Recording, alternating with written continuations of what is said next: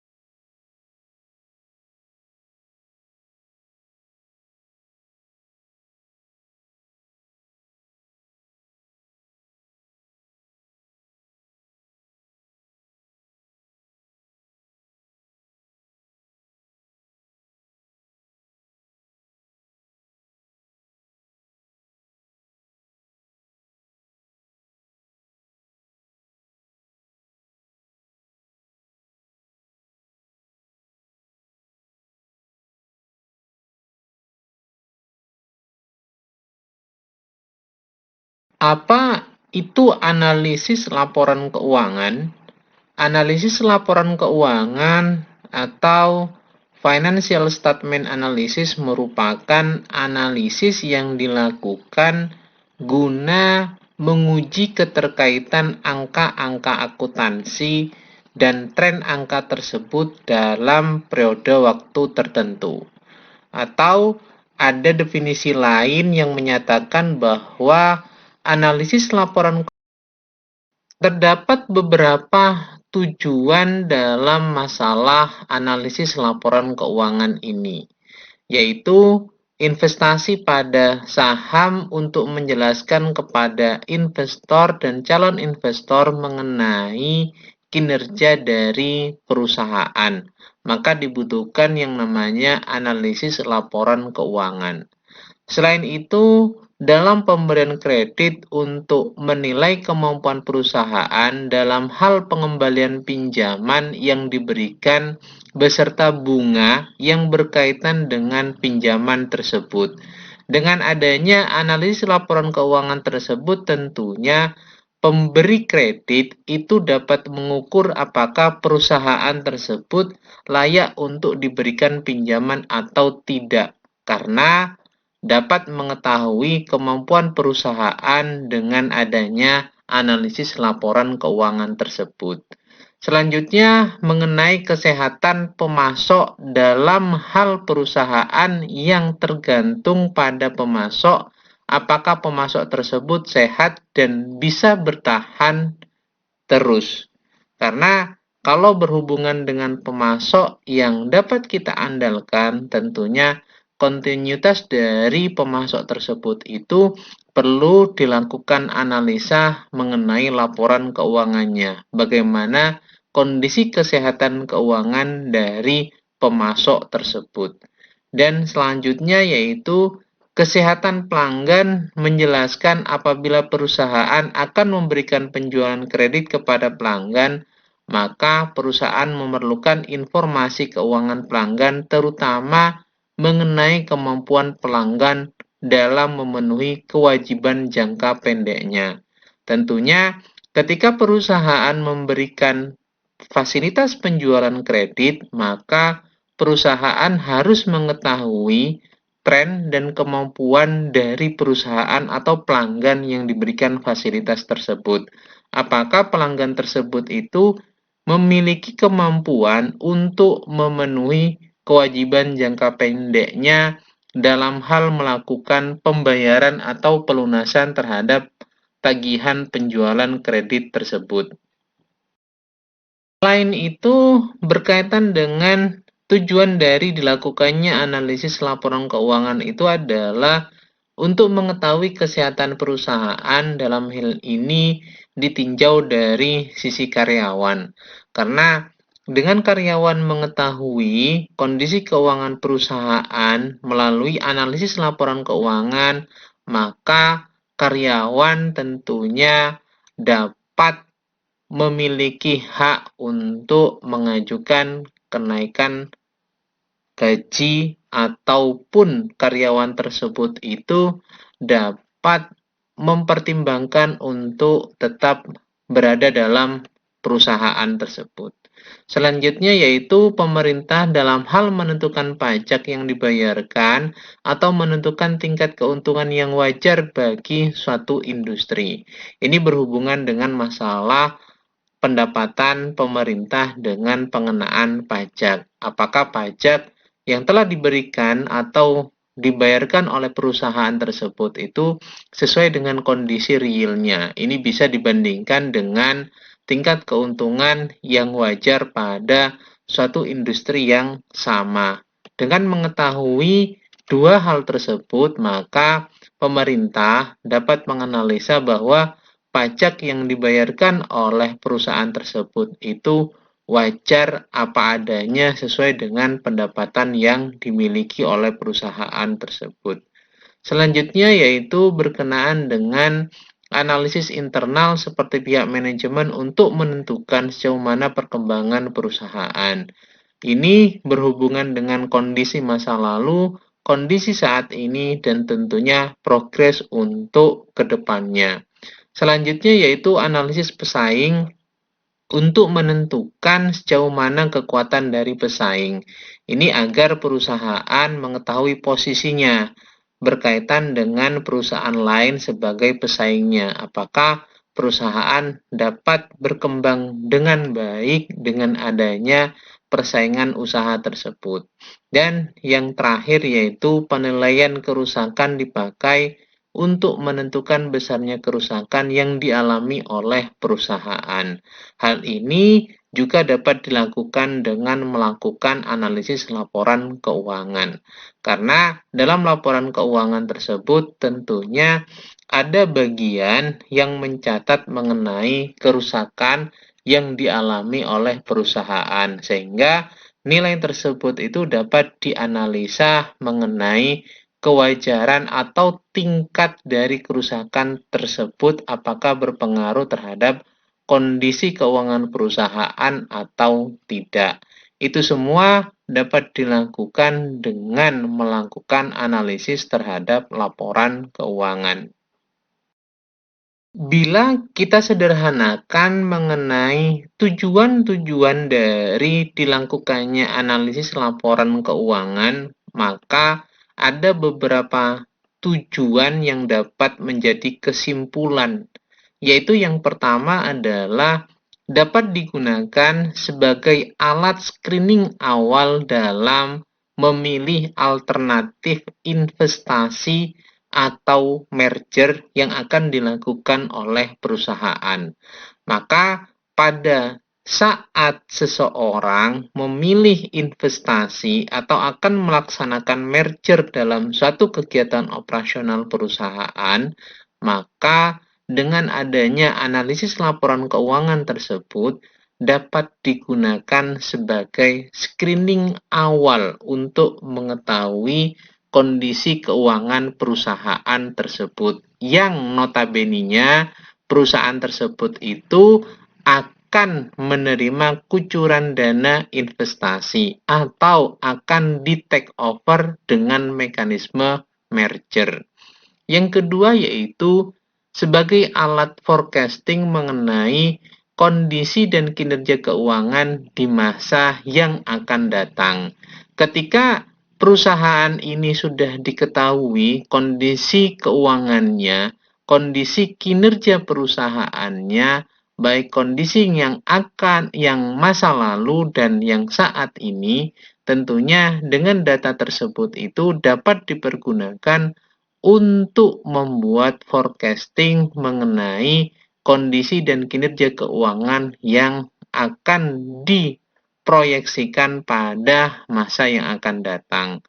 Yang ketiga adalah sebagai proses diagnosis terhadap masalah-masalah manajemen, masalah operasi, ataupun masalah lainnya yang terjadi dalam operasional perusahaan tersebut.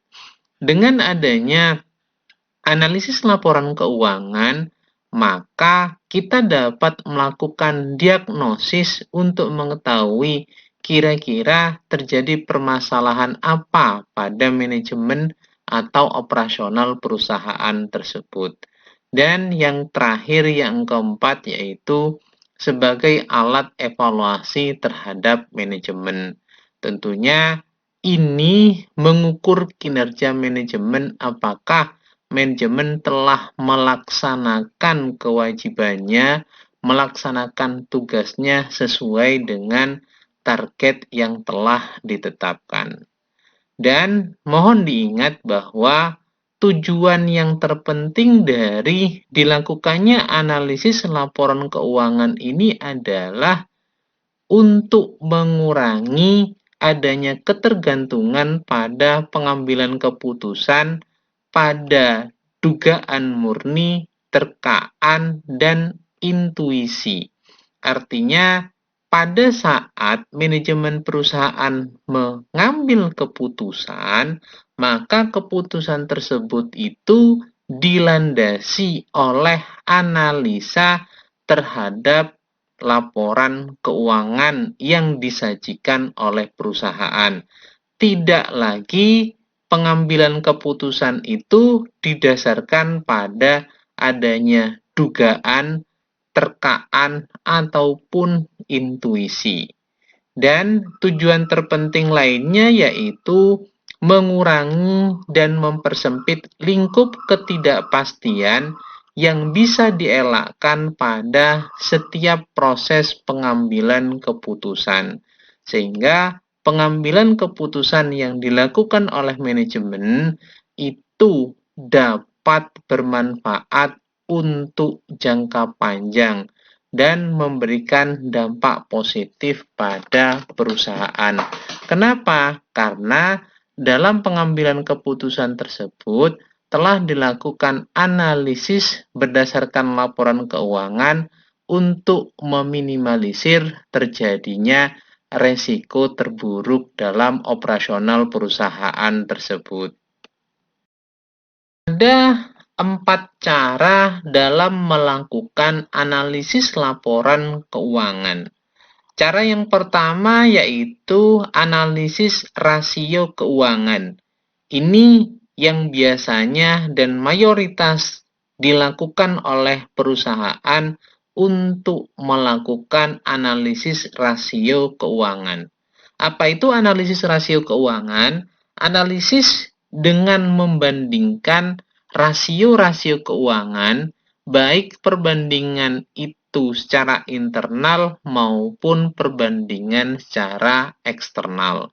Rasio-rasio keuangan ini dengan membandingkan misalnya dalam posisi periode sebelumnya dengan periode saat ini, bagaimana kondisi keuangannya. Nah, itu merupakan perbandingan internal. Sedangkan kalau perbandingan eksternal itu biasanya kondisi keuangan perusahaan dibandingkan dengan kondisi keuangan perusahaan yang sejenis. Bahasan mengenai analisis rasio keuangan ini akan kita bahas pada pertemuan berikutnya secara detail. Yang kedua, yang berkaitan dengan cara dalam menganalisis laporan keuangan yaitu analisis tren. Analisis tren ini merupakan analisis untuk mengetahui perkembangan naik dan turunnya komponen dalam laporan keuangan perusahaan. Biasanya dalam periode-periode tertentu itu dilakukan yang namanya kajian mengenai analisis tren ini. Apakah kondisi keuangan perusahaan dalam 1 tahun ini meningkat atau menurun. Cara yang ketiga yaitu menggunakan analisis common size. Apa itu analisis common size? Yaitu analisis dengan menghitung persentase unsur-unsur dalam neraca ke total aset dan unsur-unsur dalam laba rugi ke total pendapatan. Cara yang keempat yaitu analisis indeks. Analisis ini dengan menghitung persentase unsur-unsur dalam laporan keuangan ke dalam laporan keuangan tahun dasar dibandingkan dengan pada saat perusahaan tersebut pertama kali berdiri. Biasanya dibandingkannya adalah dengan tahun asal perusahaan tersebut didirikan. Nah, hal ini menggunakan analisis indeks. Itu 4 cara dalam melakukan analisis laporan keuangan, yaitu analisis rasio keuangan, analisis tren, analisis common size, dan analisis indeks. Ketika kita berbicara analisis laporan keuangan, maka tentunya kita harus memahami terlebih dahulu apa itu laporan keuangan dan apa itu bentuk dari laporan keuangan tersebut. Sehingga ketika kita memahami arti dari laporan keuangan dan apa saja bentuk laporan keuangan, maka kita akan lebih mudah untuk melakukan analisis laporan keuangan.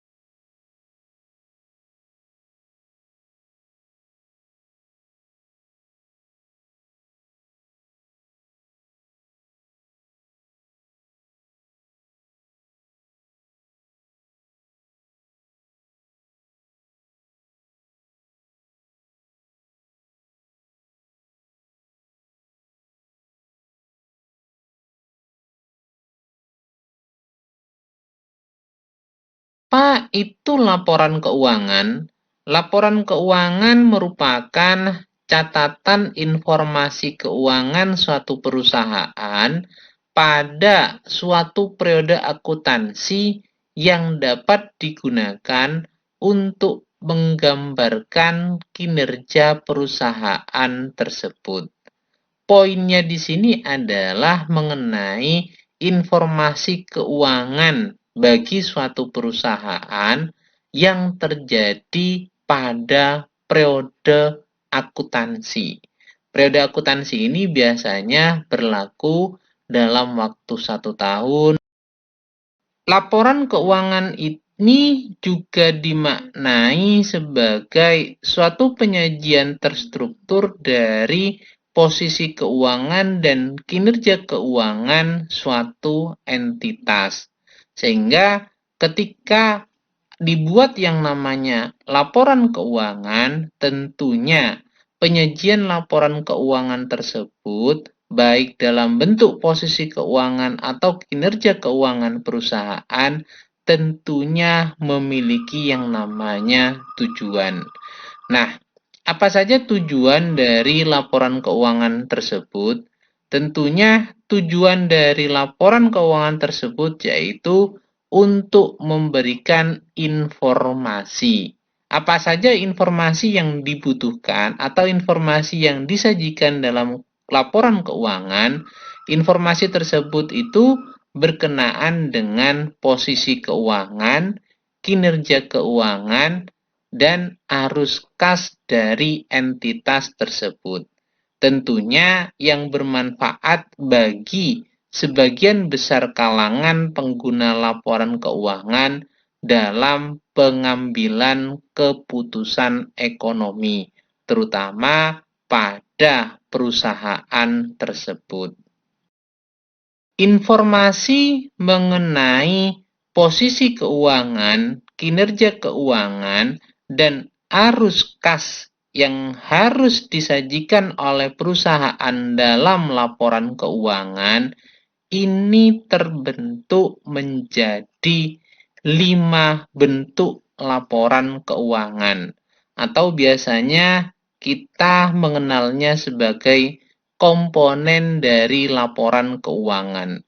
Apa saja komponen laporan keuangan tersebut? Yaitu yang pertama adalah laporan laba rugi dan penghasilan komprehensif lainnya.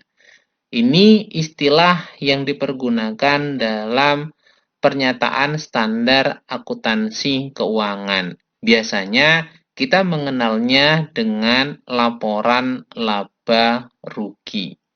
Yang kedua yaitu laporan perubahan ekuitas atau laporan perubahan modal. Yang ketiga yaitu laporan posisi keuangan atau kita lebih mengenalnya dengan neraca. Yang keempat adalah laporan arus kas.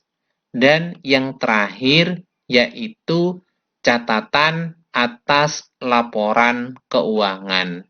Itu 5 komponen atau 5 bentuk laporan keuangan yang harus disajikan oleh suatu entitas dalam memberikan informasi mengenai kondisi keuangan dan kinerja keuangan perusahaan.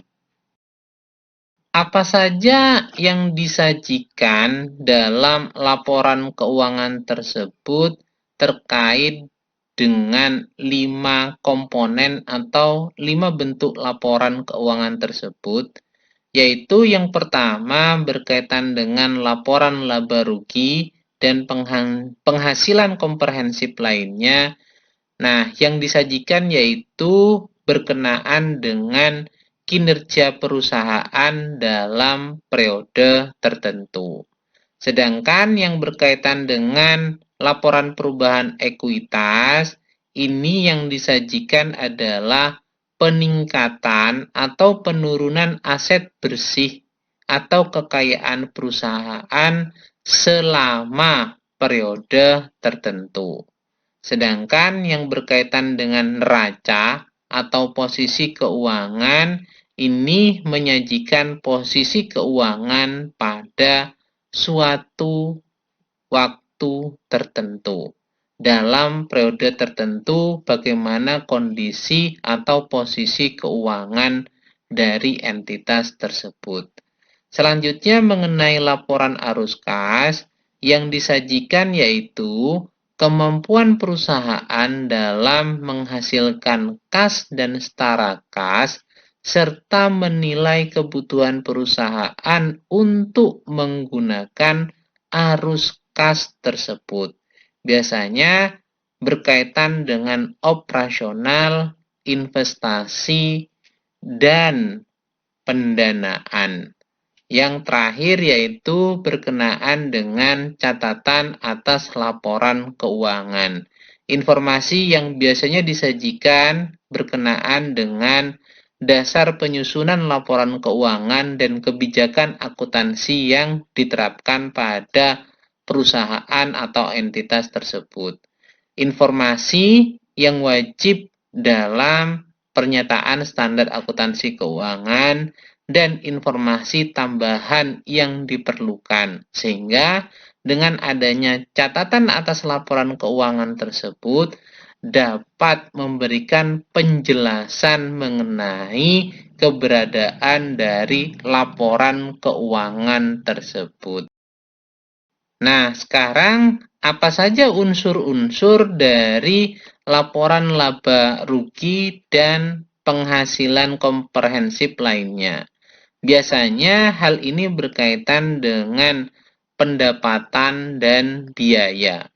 Pendapatan atau penghasilan itu dimaknai sebagai kenaikan manfaat ekonomi selama suatu periode dalam bentuk penambahan aset atau penurunan kewajiban yang mengakibatkan kenaikan ekuitas yang tidak berasal dari kontribusi penambahan modal. Maksudnya di sini adalah yang dimaksud dengan pendapatan atau penghasilan adalah semua kenaikan manfaat ekonomi yang terjadi dalam satu periode akuntansi yang berdampak pada adanya penambahan aset atau penurunan kewajiban dan mengakibatkan kenaikan terhadap ekuitas.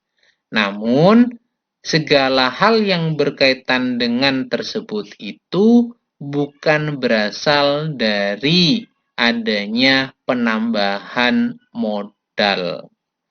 Nah, komponen atau unsur yang kedua yaitu berkaitan dengan beban atau biaya. Apa itu beban atau biaya? Merupakan penurunan manfaat ekonomi selama suatu periode dalam bentuk berkurangnya aset atau terjadinya kewajiban yang mengakibatkan adanya penurunan ekuitas. Biasanya yang berkaitan dengan beban atau biaya ini dipecah menjadi dua, yaitu beban atau biaya yang berkaitan dengan produk biasanya dikenal dengan harga pokok penjualan, dan beban atau biaya yang berkaitan dengan usaha atau operasional dari perusahaan tersebut. Biasanya dikenal dengan beban atau biaya usaha. Itu dua unsur utama dalam penyajian laporan laba rugi dan penghasilan komprehensif lainnya. Selanjutnya mengenai laporan perubahan ekuitas itu dipengaruhi oleh dua hal, yaitu berkenaan dengan modal saham dan laba ditahan. Untuk perubahan dalam modal saham ini biasanya diakibatkan oleh adanya penambahan modal saham. Penambahan tersebut itu biasanya terjadi karena faktor penjualan saham atau adanya investasi tambahan dari kepemilikan saham tersebut. Sedangkan yang berkaitan dengan laba ditahan biasanya dipengaruhi oleh dua hal, yaitu adanya laba usaha atau terjadinya kerugian dalam usaha tersebut. Dan yang kedua yaitu berkaitan dengan pembagian dividen. Maka tiga hal tersebut yaitu penambahan modal saham, laba atau rugi usaha, dan adanya pembagian dividen itu akan berdampak terhadap adanya perubahan ekuitas. Dan ini menyebabkan juga dampaknya adalah dalam posisi neraca perusahaan. Selanjutnya berkaitan dengan unsur-unsur dalam neraca itu ada 3, yaitu aset, kewajiban, dan ekuitas. Apa itu aset? Aset dimaknai sebagai sumber daya yang dikuasai oleh perusahaan sebagai akibat dari adanya peristiwa masa lalu dan dari mana manfaat ekonomi di masa yang akan datang diharapkan akan diperoleh oleh perusahaan. Artinya yang berkaitan dengan aset ini adalah segala bentuk sumber daya yang telah dikuasai oleh perusahaan karena adanya peristiwa masa lalu dan segala bentuk manfaat ekonomi pada masa yang akan datang yang diharapkan diperoleh oleh perusahaan.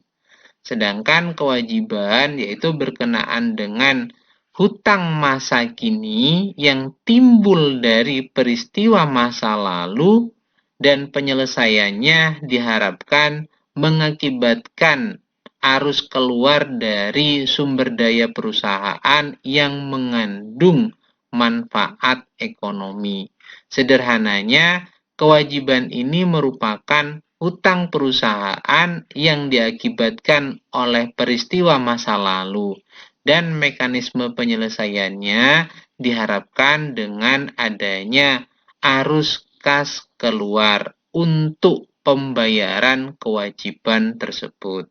Dan yang terakhir yaitu ekuitas. Apa itu ekuitas? Ekuitas adalah hak residual atas aset perusahaan setelah dikurangi semua kewajiban. Berkenaan dengan ekuitas tersebut, pada slide sebelumnya itu kita sudah memaparkan mengenai laporan perubahan ekuitas, di mana berkenaan dengan ekuitas tersebut dipengaruhi oleh modal saham, laba ditahan, dan adanya pembagian dividen. Karena 3 hal tersebut itu maka juga mempengaruhi terhadap neraca perusahaan. Selanjutnya mengenai laporan arus kas. Laporan arus kas ini mencerminkan kas yang dihasilkan oleh suatu usaha dalam waktu atau periode tertentu. Biasanya periode ini menggunakan periode 1 tahun.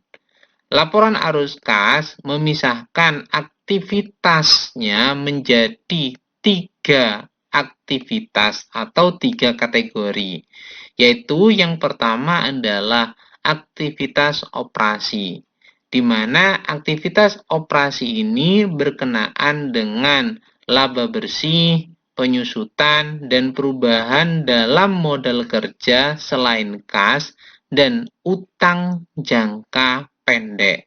Maka segala hal yang berkaitan dengan aktivitas atau operasional perusahaan dimasukkan dalam aktivitas operasi. Nah, aktivitas operasi ini diperoleh dari kas masuk dan kas keluar yang diakibatkan adanya operasional perusahaan. Sedangkan yang kedua berkaitan dengan aktivitas investasi, ini meliputi pembelian atau penjualan aset tetap perusahaan. Segala hal yang berhubungan dengan pembelian dan penjualan aset tetap maka dimasukkan dalam aktivitas investasi dalam laporan arus kas perusahaan. Dan yang ketiga yaitu aktivitas pendanaan yang meliputi penerimaan kas melalui penerbitan utang jangka pendek, utang jangka panjang, saham, penggunaan kas untuk pembayaran dividen, serta pembelian kembali saham atau obligasi yang beredar. Itu 3 kategori dalam laporan arus kas, di mana 3 kategori tersebut itu yaitu aktivitas operasi, aktivitas investasi, dan aktivitas pendanaan. Sehingga laporan arus kas itu akan terdiri dari saldo kas awal periode dan adanya perubahan saldo kas yang dipengaruhi oleh 3 aktivitas.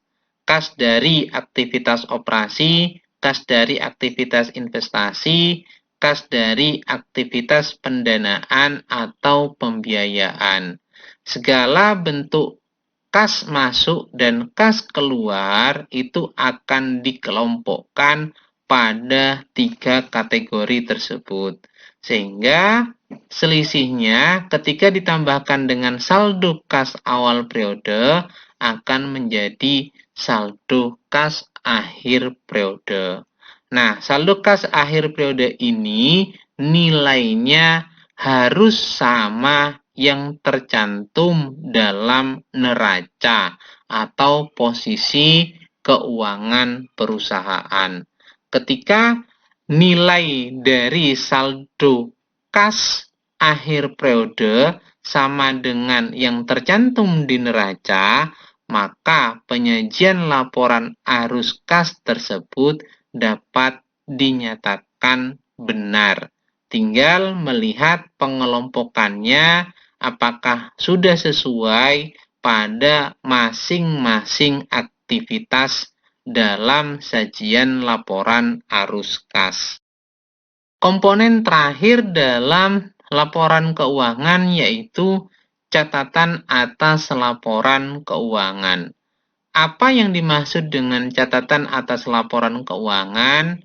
Catatan atas laporan keuangan ini adalah informasi tambahan yang harus diberikan menyangkut berbagai hal yang terkait secara langsung dengan laporan keuangan yang disajikan entitas tertentu, seperti kebijakan akuntansi yang digunakan perusahaan dan berbagai informasi yang relevan dengan laporan keuangan tersebut. Itu biasanya yang disajikan dalam catatan atas laporan keuangan.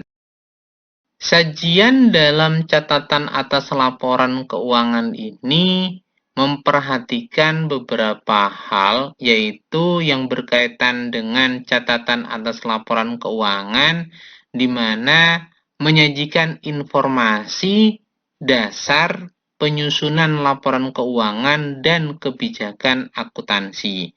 Biasanya berhubungan dengan dasar pengukuran, kebijakan yang relevan, asumsi dan estimasi yang dipergunakan dalam menyusun laporan keuangan.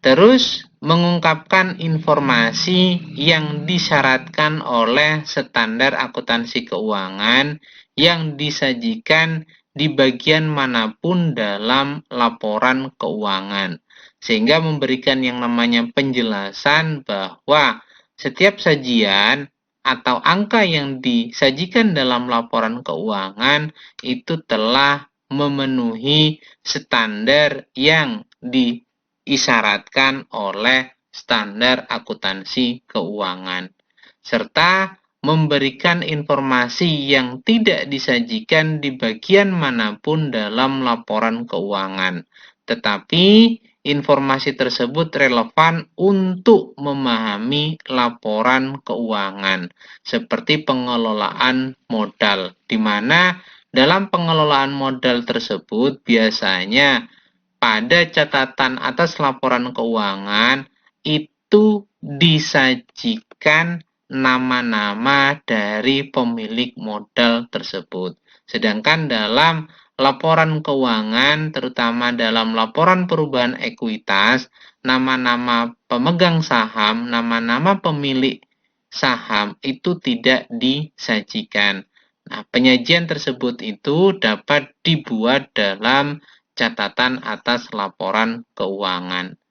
Hal yang berikutnya yang perlu diperhatikan yaitu sepanjang praktis, penyajian atas laporan keuangan ini harus dilakukan secara sistematis. Dan yang terakhir, membuat referensi silang atas setiap pos untuk informasi yang berhubungan dalam catatan atas laporan keuangan.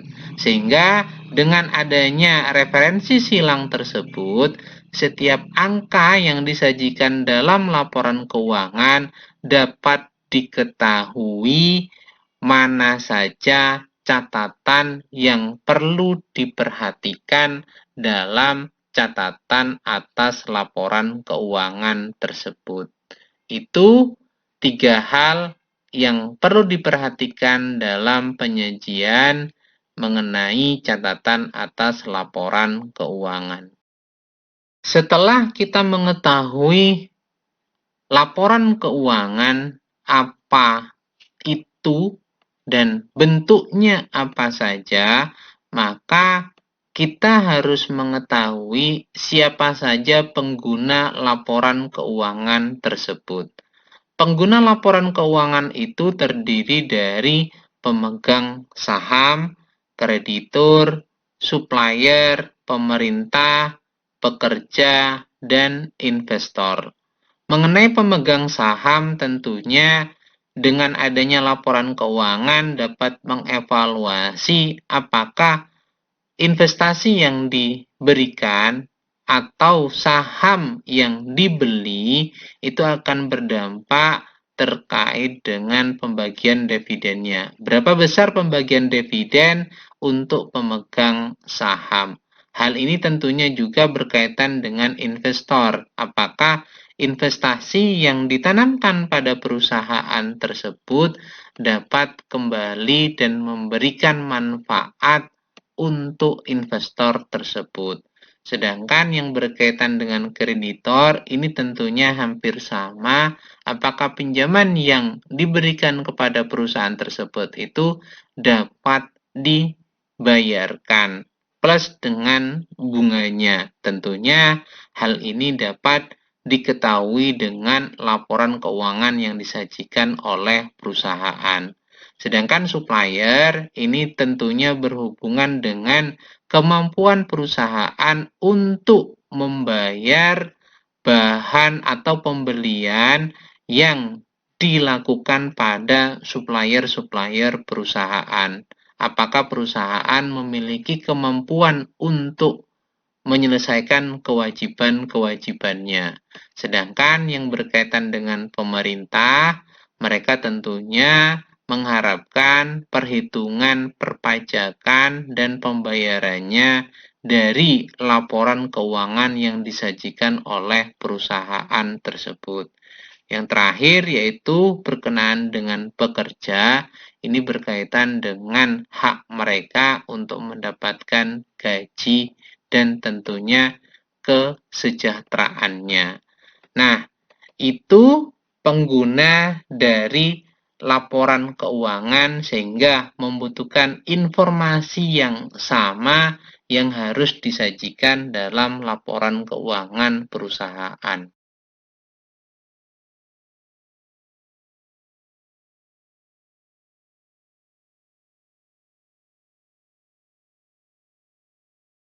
Untuk diketahui berkaitan dengan penyediaan informasi, ada beberapa tahapan atau proses dalam penyediaan informasi tersebut. Yang pertama tentunya kita harus mengidentifikasi terlebih dahulu stakeholder-nya. Siapa saja pengguna dari laporan keuangan tersebut. Baik pengguna tersebut itu yang kita kategorikan secara internal dan kita kategorikan secara eksternal.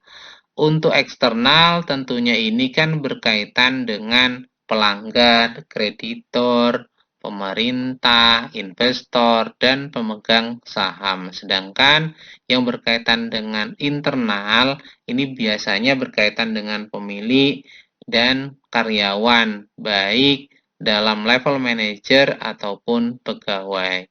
Selanjutnya setelah melakukan yang namanya identifikasi mengenai pengguna dari informasi laporan keuangan tersebut, tahapannya yaitu kita harus mengetahui kebutuhan informasi apa saja yang dibutuhkan oleh stakeholder tersebut. Sehingga kita dapat melakukan tahapan atau proses yang ketiga, yaitu membuat rancangan sistem informasi akuntansi untuk memenuhi kebutuhan stakeholder mengenai penyediaan informasi, sehingga dapat dibuatlah yang namanya sistem informasi akuntansi. Sistem informasi akuntansi ini mencatat segala bentuk kegiatan yang dilakukan oleh perusahaan yang berdampak terhadap ekonomi perusahaan dari aktivitas bisnisnya. Sehingga kita dapat membuat yang namanya laporan akuntansi untuk disajikan kepada stakeholder atau pengguna yang membutuhkan informasi mengenai laporan keuangan. Itu tahapan atau proses. Demikian paparan yang dapat saya sampaikan. Mudah-mudahan dapat dipahami dengan baik. Bila ada hal yang kurang berkenan, saya mohon maaf sebesar-besarnya. Saya akhiri. Wabillahi taufik wal hidayah. Wassalamualaikum warahmatullahi wabarakatuh. Jangan lupa untuk selalu mentaati dan menjalankan protokol kesehatan dengan baik. Semoga semuanya selalu diberikan kesehatan. Terima kasih.